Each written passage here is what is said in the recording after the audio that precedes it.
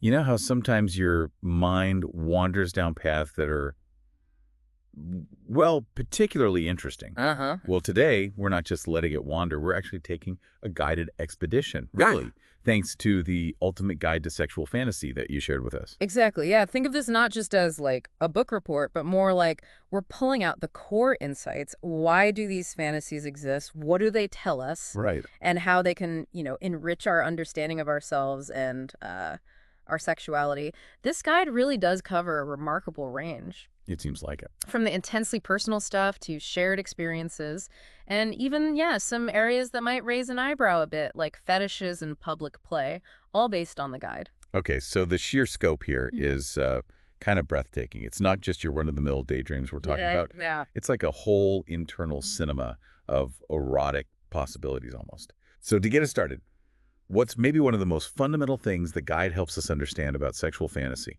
Well, I think one of the earliest and most impactful ideas in the guide is framing fantasy as this profoundly personal resource. Chapter 1 really hammers this home. I see. It almost describes fantasies as your own internal, private sex toys. Huh.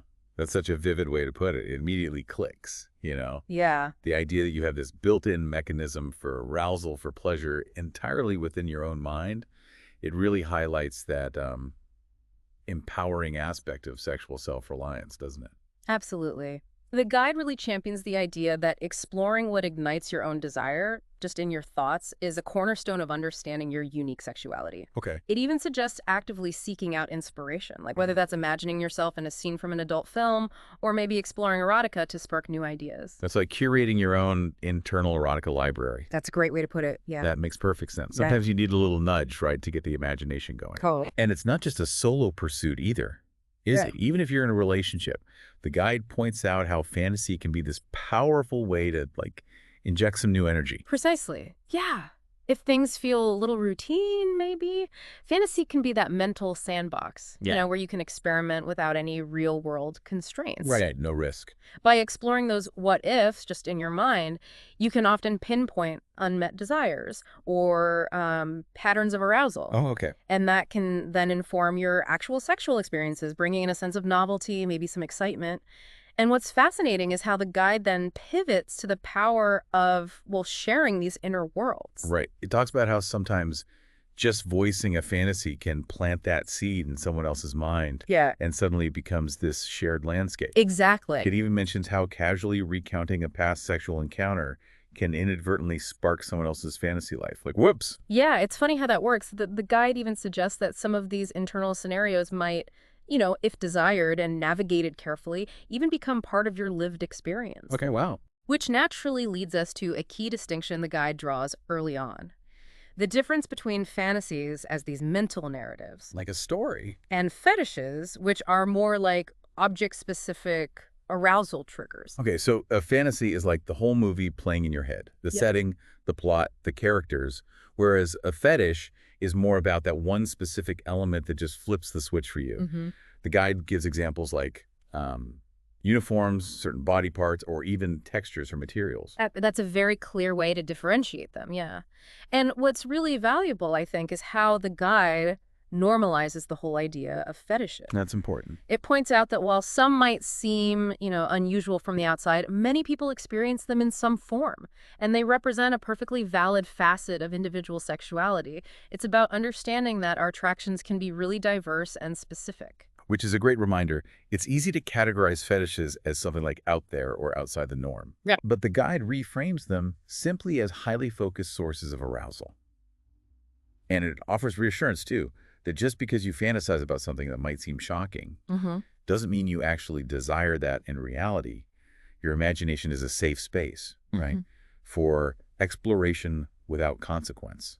That's such a crucial takeaway. It really frees us to explore our inner landscapes without judgment, without self-censure. Yeah. And the guide doesn't just leave it at that. It also highlights the practical ways these internal explorations can enhance our, physical experiences. Like how specifically? Yeah. Beyond just the mental pleasure. Exactly. Right. Chapter 1 touches on how tapping into your fantasies can heighten arousal during partnered sex or even guide you in discovering new masturbation techniques. Ah, interesting. And then Chapter 2 delves into specific techniques techniques, like the squeeze technique for men. Okay, tell us more about that. It's a method for, like, managing arousal, Yep. right? Yeah. Controlling it. Precisely.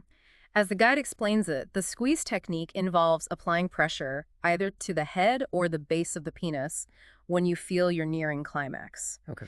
The idea is to kind of dial back that peak arousal and potentially experience multiple orgasms without ejaculation. It actually references the multi-orgasmic man as a resource for a deeper dive there. Gotcha. And for women.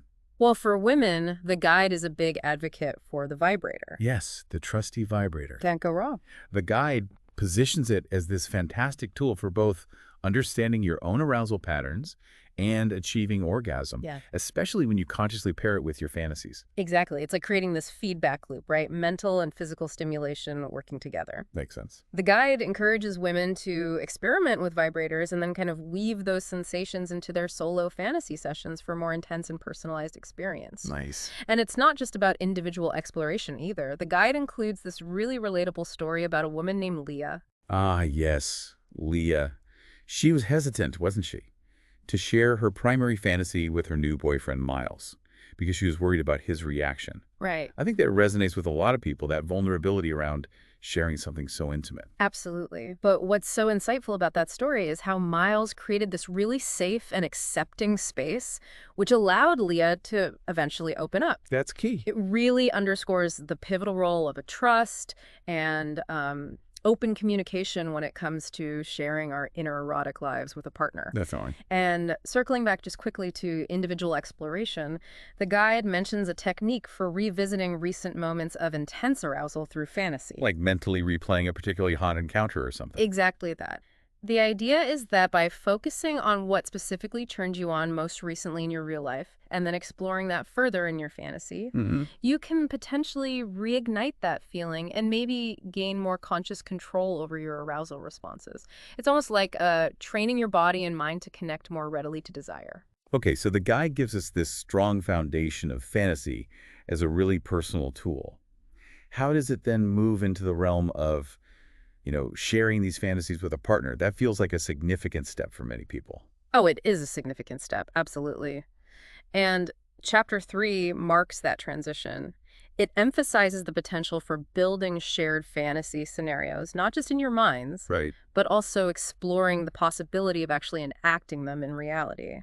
And the guide acknowledges up front that asking a partner about their fantasies can feel, as you said, pretty nerve-wracking. Yeah, understatement alert. It's like offering up a really vulnerable piece of yourself and just hoping it's received with, I don't know, curiosity or at the very least understanding. Totally. So what are some of the practical ways the guide suggests we can, initiate that conversation? It offers several approaches. The most direct, especially if you already have pretty open lines of communication about sex, is simply to ask. Just jump in. Yeah. Another suggestion is to try swapping lists of fantasies. You each write some down. Oh, interesting. Like trading secrets. Kind of. And for those who might be more hesitant, the guide advises looking for openings in your shared experiences. Maybe a scene in a movie you both watched. Or a book one of you enjoyed. Like a conversation starter. Exactly. And using that as a springboard to discuss related fantasies. Those all sound like gentler, less confrontational ways to start. Okay, so once you've actually identified a fantasy you both might want to explore, what's the next step, according to the guide? It says something about planning the scene. Exactly. Planning. You need to clarify whose fantasy it primarily is, or maybe if it's a mutual creation. Yeah. If it originates with one person, they'll likely have a more vivid picture in their mind, right? So the guide recommends identifying the key elements. Maybe it's a specific sex act, a particular outfit, a defined role. Got it. And explaining what specifically excites you about those aspects. Yeah. Then, importantly, you discuss how real you want the scenario to be. That's a really important point. Oh. Because you could keep it entirely in the realm of imagination, right? Maybe using adult films or erotic stories as a shared experience. The guide refers to this as a vicarious thrill, which makes perfect sense, especially for partners who might be a bit more cautious about direct enactment. And those vicarious experiences can be incredibly arousing in their own right. Plus, they can serve as a comfortable stepping stone for couples who might eventually want to explore bringing their fantasies to life more directly. Right. From there, the guide introduces the exciting idea of sexy surprises. Ooh, I like the sound of that. But the guide does emphasize that a little preparation is key, right? You need to kind of gauge your partner's mood and availability first. Absolutely. A successful, sexy surprise requires a bit of thoughtful planning, making sure the timing is right. You don't want to spring something when they're stressed about work. Good point. The guide offers a variety of examples, ranging from subtle erotic gestures like preparing an aphrodisiac dinner or giving an erotic massage to more overt ones like leaving suggestive notes or a sexy gift. Like maybe slipping a pair of your underwear into their pocket. That's a classic. Totally. The guide also mentions the fun of greeting your partner in a fantasy outfit, or maybe having one laid out for them. That sounds like an instant way to shift the energy. It really is. It can immediately create this atmosphere of playfulness and, yeah, open the door to role play. Okay. The guide also touches on the idea of changing your appearance in a specifically alluring way, or even experimenting with the sex buffet concept. The sex buffet. Using food as an erotic element.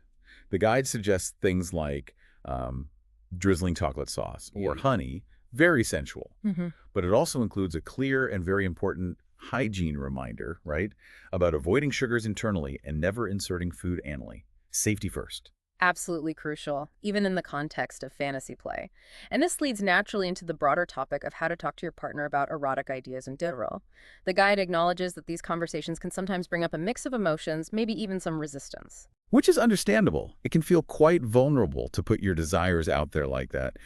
So, what are some of the less risky ways the guide suggests we can broach these subjects if we anticipate a bit of hesitation? Well, it recommends considering ways to bring it up that feel safe and, low pressure for both of you. Like, Perhaps watching a relevant scene in a movie together and then casually commenting on it afterward.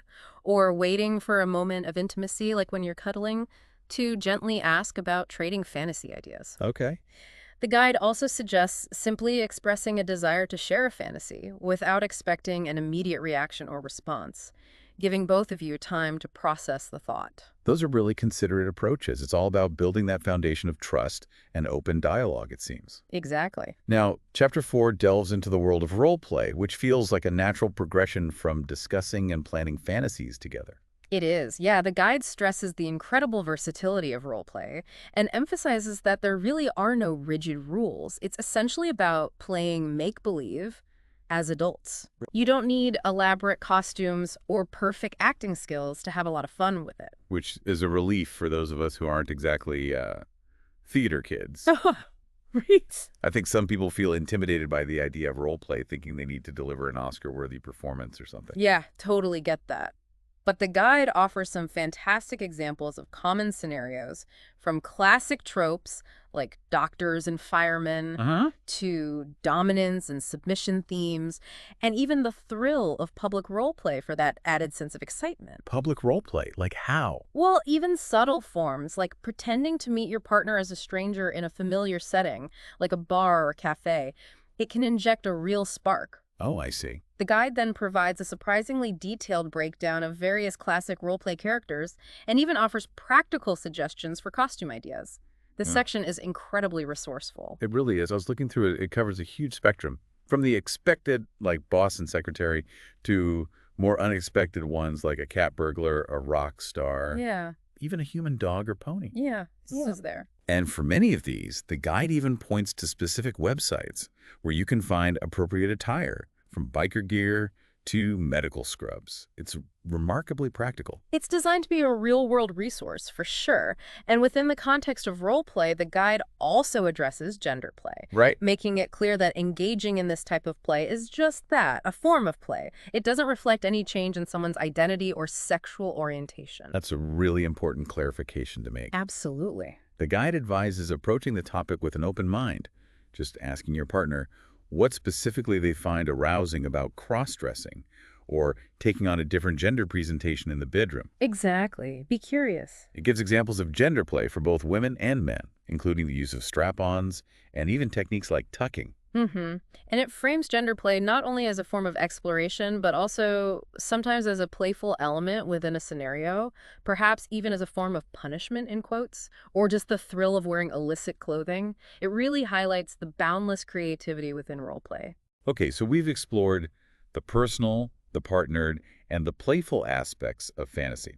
Now, Chapter 5 ventures into a type of fantasy that I think is quite common, but often comes with a lot of questions. Fantasies involving multiple partners, Mm-hmm.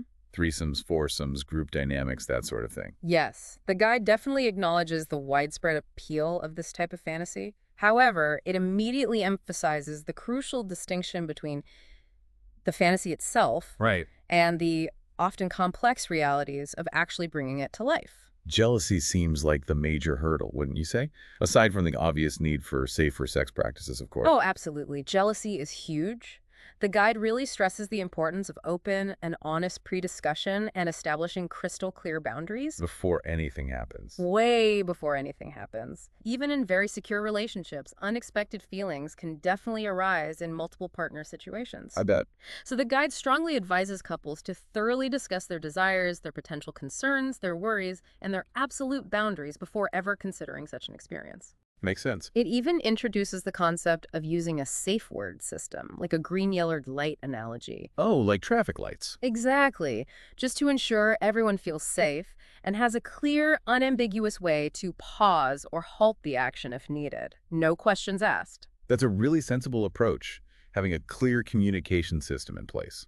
And the guiding principle, according to the book, is always prioritize the primary relationship and only engage in activities that genuinely excite everyone involved. That's the cardinal rule, yeah. Uh, The guide offers practical tips for making multiple partner sex more enjoyable, too, like creating a visually appealing atmosphere with sexy lingerie, incorporating sex toys to enhance pleasure. like vibrators or dildos? Yeah, vibrators, butt plugs, dildos, harnesses, whatever everyone's into. And critically, ensuring you have ample, safer sex supplies. Lubricant is especially key here. Right, lots of lube. And for those who might be considering finding additional partners, the guide briefly touches on avenues like online communities, maybe sex parties, or even the option of engaging with sex workers. It mentions those possibilities. Then it shares a very illustrative anecdote about Allison, her boyfriend Alden, and their pool maintenance worker, Will, Ah, yes.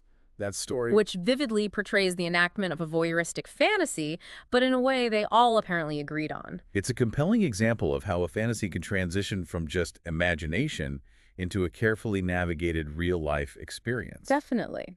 Now, shifting gears slightly to Chapter 6, the guide delves into the art of seduction, focusing on specific techniques like striptease, using erotic language or dirty talk, and giving erotic massage. Okay, these all sound like fantastic ways to heighten the sensual connection and really build anticipation and arousal between partners. They really are. The guide highlights the significance of confidence when it comes to performing a striptease, doesn't it? It does. It suggests choosing a persona, maybe dressing in a way that supports that role, and even using visualization techniques to cultivate that inner confidence before you start. Like psyching yourself up. Kind of. It also breaks down essential striptease elements, emphasizing slow, deliberate movements, direct eye contact, and the power of strategic teasing. Don't reveal everything at once. Right, it sounds like it's all about creating a sense of building excitement. Yeah. And then there's the power of dirty talk, which can be so incredibly arousing for many people. Huge. The guide advises practicing different tones and tempos, finding what feels right for you. And drawing inspiration from erotic stories or even your own personal fantasies for what to say. Exactly. It's about using language to create that shared erotic atmosphere. Following that, the guide moves on to the art of erotic massage, Okay. emphasizing the importance of setting a relaxing mood, using appropriate oils or lubricants, not just any old lotion. Right. And it even provides a detailed sequence for a full-body massage, suggesting starting with non-genital areas first, Hail the relaxation. and then offering specific guidance on how to erotically massage the vulva. It's a very comprehensive approach to sensual touch. It is indeed. Now, Chapter 7 and 8 explore some, let's say, less conventional, but nonetheless intriguing avenues for exploring fantasy, engaging with sex workers, and the allure of public sex. Okay, so using sex workers is presented as a way to explore specific fantasies with a degree of anonymity and convenience. Mm-hmm. The guide mentions options like strip clubs, phone sex services, and escorts. However, it also includes important caveats, right? Regarding legal considerations, personal safety, and the financial costs involved. Those are crucial points to consider, definitely. And regarding public sex, Chapter 8, the guide acknowledges the intense thrill that the risk of being seen or caught can generate for some people. The adrenaline rush. Exactly, but it strongly underscores the absolute necessity of ensuring that no one will unintentionally witness the act. That's key. Right. Consent matters even for unseen observers, essentially. Mm. It even recommends scouting potential locations beforehand and having a plausible cover story ready just in case. Good planning. And it wisely revisits the idea of public role play, like we talked about earlier, as a safer alternative to actual public sexual activity. Less risk involved. Makes sense. The guide also briefly explains the concept of swinging and swingers clubs, noting that they often cater more to heterosexual couples and tend to have a more, quote, vanilla approach to sexuality sometimes. Yeah, that's the general stereotype it presents, Yeah. contrasting them with sex parties, which can encompass a much broader spectrum of sexual expression. And that anecdote titled The View from Paris really brings the exhibitionistic element of public sex into sharp focus, the couple on the balcony. It certainly does. It illustrates that thrill of being watched. Now, Chapter 9 delves more deeply into the world of fetishes, a topic we touched on briefly earlier. Right. The guide really aims to dismantle the idea that fetishes are inherently bizarre or uncommon. It explains that even what we might consider normal sexual interests could be perceived as unconventional outside of certain cultural norms, right? Exactly, and that many people harbor specific attractions that could technically be classified as fetishes. It defines a sexual fetish quite simply: an object, a style of dress, or a particular scenario that is either necessary or significantly enhances sexual arousal and release for that person. Okay. And it makes the important point that there's often no logical, rational explanation for why someone is drawn to a particular fetish. It just is. Which is why those with less mainstream interests can unfortunately face stigma. Yeah, that's rough. However, the guide also portrays individuals with fetishes as often being quite articulate about their desires and possessing a strong sense of self-awareness. They know what they like. That's interesting and offers really helpful advice for partners of individuals with fetishes, doesn't it? Yeah. Like, approach it with curiosity Mm-hmm. Ask questions to understand better. and try to be open-minded and maybe even playful in exploring it together if you're comfortable. Exactly. Then it provides a diverse list of examples of classic fetishes, acknowledging, of course, that this is by no means an exhaustive list. No kidding. It ranges from attraction to amputees and balloons Yeah. to interest in furry animal costumes and medical scenarios. Mm-hmm. It's quite broad. It's a wide spectrum of interests, yeah. And the guide thoughtfully includes references to relevant books and websites for those who wish to delve deeper into specific areas, like macrophilia or specific clothing types. Very practical. Finally, we arrive at Chapter 10, which navigates the complex and often misunderstood realm of erotic dominance and submission, often just called SM. Right. And the guide makes it clear right from the outset that you don't need to be like a bondage whiz or know a professional dominatrix to explore SM fantasies. That's probably reassuring for some people. Yeah. At its core, it explains, SM is about the arousing dynamic of exchanging control, power play. Yeah. It discusses the concept of sweet submission and the various roles and sensations that can be appealing within that dynamic, things like restrained, the experience of controlled pain, spanking. It emphasizes that one doesn't need to have misbehaved to enjoy these types of interactions. It's about the sensation and the dynamic. The guide also explores the appeal of being in a dominant role. Take charge. Yeah, including the use of verbal and psychological control. And it mentions classic roles like boss secretary or teacher student, again, in this context. That was the power dynamics. Yeah. The guide highlights the fluid nature of these roles too, right? That couples can often switch between dominant and submissive, or even incorporate elements of both. Absolutely. It's not necessarily fixed. It also outlines the responsibilities that come with being in a dominant role, things like setting the scene, maintaining open communication, and crucially, ensuring the submissive partner's well-being and pleasure throughout. That seems really important. Communication again. Always. Yeah. It then delves into the topic of pleasurable pain and punishment, really underscoring the absolute necessity of prior discussion and explicit ongoing consent. Cannot stress that enough. Definitely not. The guidelines provided for incorporating pain are very practical. Start slowly, use light sensations first, maintain constant communication throughout. Is this okay? More. Less. Check-ins. Constant check-ins. Alternate different sensations. Avoid really sensitive areas initially. And consider incorporating elements like bondage, blindfolds, or sex toys to enhance the experience. Okay. The guide also briefly mentions public SM clubs as a resource in larger cities. It does, yeah, as an option for exploring or observing. And it discusses the option of seeing a professional dominatrix The pro-dom. as a safe way to explore submissive desires or maybe to experience the dynamic of dominance with an expert. But it makes it clear this typically does not involve direct sexual contact. It's about the power exchange and scenario enactment. Got it. It lists examples of fantasies that can be explored with a professional, like bondage, spanking, specific role play, foot worship, even fetish play, and it outlines the negotiation process beforehand. Yeah, setting expectations is key there too. Then, just briefly, we touch on chapters 11 and 12 to round things out. Right. Chapter 11 introduces sex games, highlighting 10 erotic escapades and ideas for messy fun. Who doesn't love messy fun? Uh, Offering examples like using chocolate sauce or whipped cream for sensual play, along with practical tips for cleanup afterwards. Very important, the cleanup tips.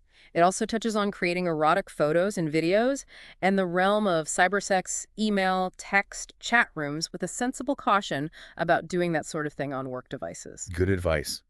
Chapter 12 then provides that crucial overview of safer sex practices. Essential, emphasizing the importance of using condoms, lubricant, gloves, finger cots, dental dams, depending on the activity, and offering key advice on choosing the right types of lubricants like water-based is usually the go-to. And the guide concludes by providing that extensive list of resources in Chapter 13 for anyone who wants to explore any of these topics further. Phew. It really does offer a comprehensive and I think pretty accessible introduction to the massive world of sexual fantasy. Yeah. So after this deep dive into the ultimate guide to sexual fantasy, it's just so clear that the landscape of erotic desire and exploration is, well, it's vast and incredibly diverse. Absolutely. We've journeyed through, personal explorations, shared fantasies, the creativity of role play, and even delved into areas that might seem less mainstream, like fetishes and the dynamics of SM. It just underscores how varied and unique our individual desires can truly be. It really makes you consider how understanding and crucially openly communicating about these inner worlds can lead to greater intimacy and hopefully more fulfilling sexual experiences, whether you're exploring solo or with a partner. Which I think raises a really compelling question for you, our listener, to maybe ponder. Given the sheer breadth of erotic possibilities that this guide has illuminated today, Hmm. what aspect of your own or perhaps your partner's desire, something maybe you previously overlooked or hadn't considered, are you now maybe intrigued to explore further? Hmm. That's a great question to leave people with. It's an ongoing journey, right? Self-discovery. And it can be both really exhilarating and deeply enriching.